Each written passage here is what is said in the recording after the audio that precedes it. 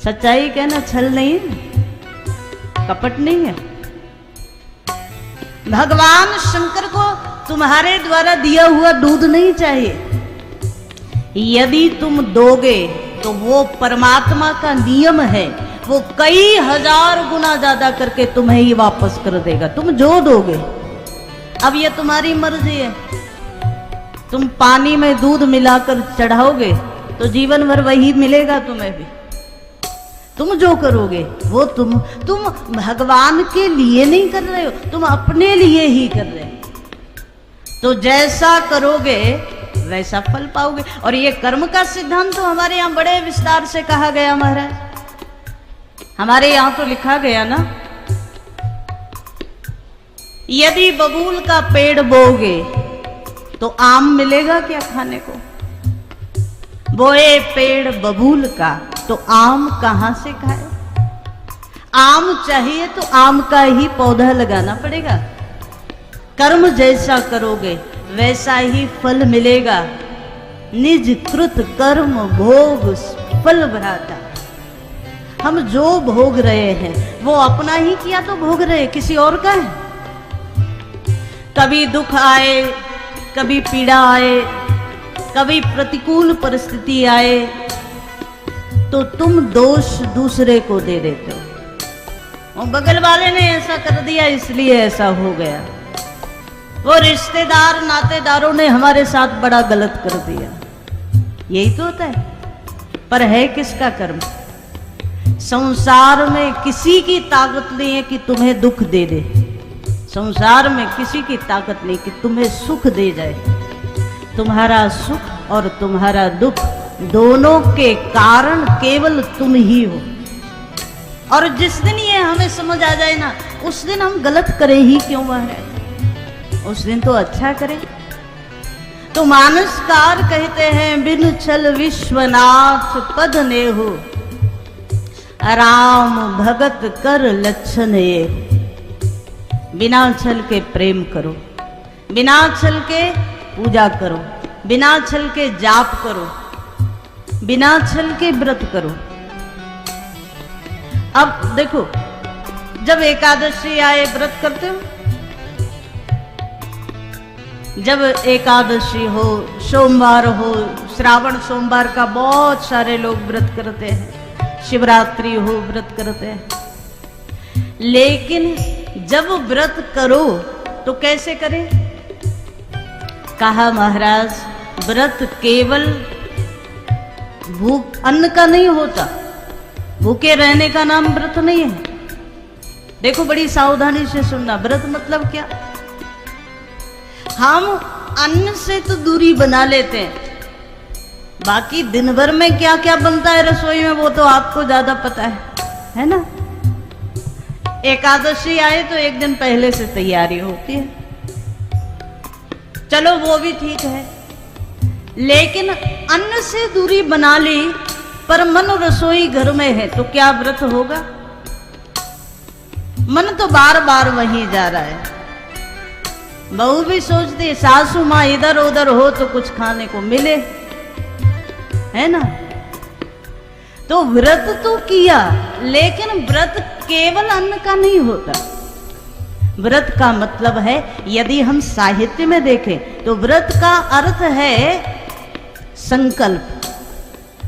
व्रत का शाब्दिक अर्थ है संकल्प। आज हमने सुबह सुबह ये संकल्प लिया कि आज एकादशी है तो हम अन्न नहीं खाएंगे, और एकादशी में भगवत नाम का जाप करेंगे ज्यादा से ज्यादा। कोई अनुष्ठान, कोई जाप, कोई साधना, कोई पूजा पाठ। और केवल अन्न का व्रत नहीं, अपनी वृत्तियों का भी व्रत। आज व्रत है ना, तो व्रत मतलब संकल्प लो, किसी से गलत बात नहीं करेंगे, है ना? किसी से कड़वा नहीं बोलेंगे, ये भी व्रत है। किसी गलत बात को अपने कान से सुनेंगे नहीं, ये भी व्रत है। अपने मन में गलत विचारों को नहीं आने देंगे, ये भी व्रत ही है ना? काम क्रोध लोभ मोह मद मत्सर ये 6 जो सबसे बड़े शत्रु हैं, इन शत्रुओं से हम दूरी बनाए तो व्रत सही है ना। व्रत भी कर रहे, अब पेट भूखा है तो क्रोध भी बड़ा आता है ना। पेट में कुछ गया नहीं तो बात बात पर क्रोध आता है ना। कोई पूछे क्या हुआ, अरे सुबह से भूखे हैं, अब भूखे हैं तो क्रोध आएगा ही। पर नियम क्या है, व्रत मतलब वृत्तियों का संयम हो जाए, व्रत मतलब इंद्रियों का संयम हो जाए तो व्रत पूर्ण है। भगवान शंकर शिव का जीवन यदि हम देखें तो शिव कैसे हैं, बोले शंकर से बड़ा योगी कोई नहीं। भगवान शंकर गृहस्थ में रहते हैं। अच्छा, ये भी बड़ी समस्या है।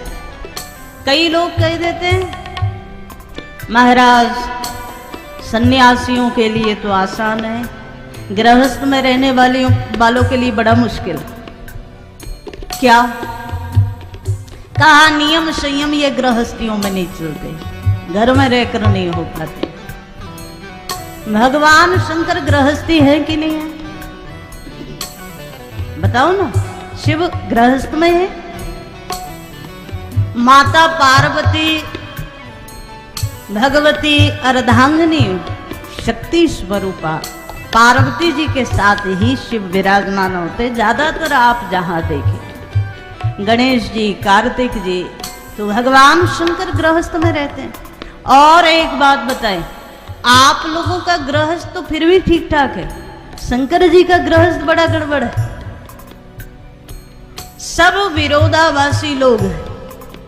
कैसे, भगवान शंकर, अच्छा जब सब परिवार मिलकर बैठे तो एक बार कल्पना भर करना आप, भगवान शंकर के वाम भाग में भगवती शक्ति स्वरूपा पार्वती जी बैठे हैं। गणेश जी महाराज का आगमन हुआ, माता पिता को प्रणाम करने के लिए गणेश आते हैं। गणेश आते हैं तो गणेश जी का वाहन है मूषक, चूहा। अच्छा, चूहा जो है वो सर्प का आहार है। सर्प क्या खाता है, वो चूहा खाता है। और भगवान शंकर के गले में क्या है, भगवान शिव के गले में सर्प है।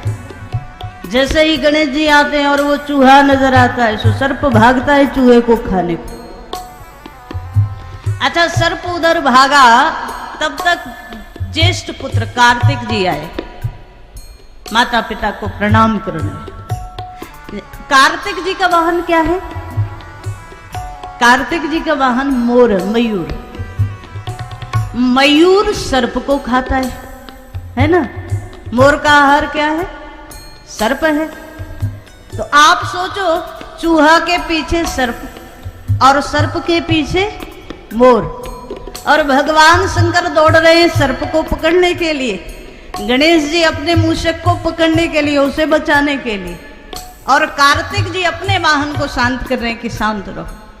और आगे देखोगे तो भगवान शंकर का वाहन है नंदी, वृषभ, और भगवती पार्वती का वाहन सिंह है। तो सिंह और वृषभ में बैर है कि नहीं, एक और सिंह बना है, एक और बैल नंदी। तो नंदी को देख करके सिंह दहाड़ता है, तो पार्वती मैया उसे चुप कराने में लगी है, शंकर जी नंदी को तो सुरक्षा में लगे।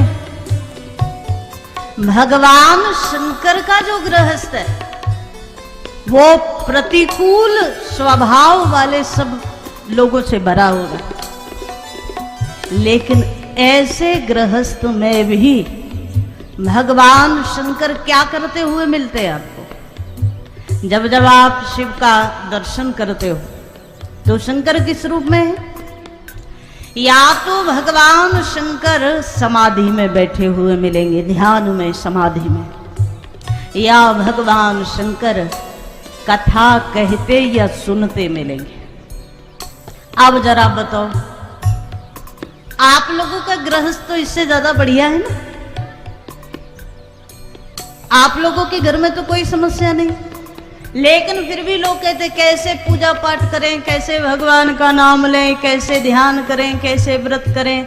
क्यों? घर में रहकर नहीं होता ये सब, तो कहाँ रहकर होगा? कहा महाराज कहीं घर से बाहर घर द्वार छोड़ करके हरिद्वार चले जाएं तो हो सकता है, हो सकता है।